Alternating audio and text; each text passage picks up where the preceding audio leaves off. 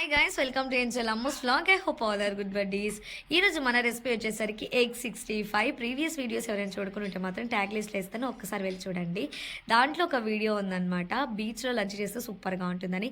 ఆ రోజు మాకు లంచ్ మొత్తం స్పాన్సర్ చేసింది నాంచి. ఆ రోజు నాకు ఈ రెసిపీ అయితే సూపర్గా నచ్చింది. నాకే కాదు, నాతో పాటు ఉన్న ఫ్రెండ్స్ అందరికి కూడా నచ్చింది. సో తన్ని రెసిపీ అడిగాను అనమాట, చెప్పేసింది. ఇప్పుడు ఒక బౌల్లోకి 1 table spoon salt, 1 table spoon కారం, కొంచెం పసుపు, 1 టేబుల్ స్పూన్ ధనియాల పౌడరు, కొంచెం గరం మసాలా, 1 టేబుల్ స్పూన్ అల్లం వెల్లుల్లి పేస్ట్, 3 స్పూన్స్ కార్న్ఫ్లోరు, 2 స్పూన్స్ మైదా. మీ దగ్గర రైస్ ఫ్లోర్ ఉంటే మాత్రం 1 టేబుల్ స్పూన్ రైస్ ఫ్లోర్ కూడా వేసేసి కొన్ని వాటర్ పోసి బజ్జీ బ్యాటర్లా మిక్స్ చేసుకొని పక్కన పెట్టుకోవాలి. ఈ లోపు నేను ఎగ్స్ని బాయిల్ చేసేసి పెంకుని ఓల్ చేసి పక్కన పెట్టుకున్నాను. ఇప్పుడు ఎగ్ చల్లగారిపోయిన తర్వాత నేను చూపిస్తున్నట్టుగా ఎగ్ స్లైసెస్ని కట్ చేసుకొని పక్కన పెట్టుకోవాలి.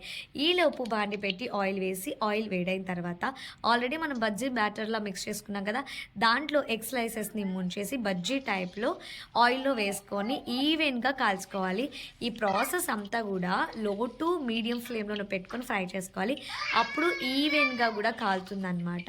సో అలా నేను మొత్తం ఎగ్ స్లైసెస్ని కూడా ఫ్రై చేసేసుకొని ఒక ప్లేట్లోకి అయితే తీసేసుకున్నాను. ఇలా డైరెక్ట్గా కూడా తినేయొచ్చు, లేదు ఇంకొంచెం క్రిస్పీగా ఉండాలంటే ఇప్పుడు నేను చూపిస్తున్నట్టుగా కూడా మీరు ట్రై చేయండి.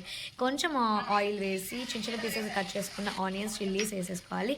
ఇప్పుడు తర్వాత ఒక గ్లాస్లోకి ఫుడ్ కలర్ తీసుకొని కొంచెం వాటర్ పోసేసి ఆనియన్స్ ఫ్రై అయిన తర్వాత దాంట్లోకి వేసేసి ఆ వాటర్ మొత్తం ఇనికిపోయిన తర్వాత ఆల్రెడీ మనం ఫ్రై చేసి పెట్టుకున్న ఎగ్స్ని వేసేసి ఒక 2 మినిట్స్ హై ఫ్లేమ్ మీద ఫ్రై చేసుకొని కొత్తిమీరతో సర్వ్ చేసుకుంటే సూపర్గా ఉంటుంది. ఒక్కసారి ట్రై చేయండి, ఎంత బాగుంటుందంటే అంత బాగుంటుంది.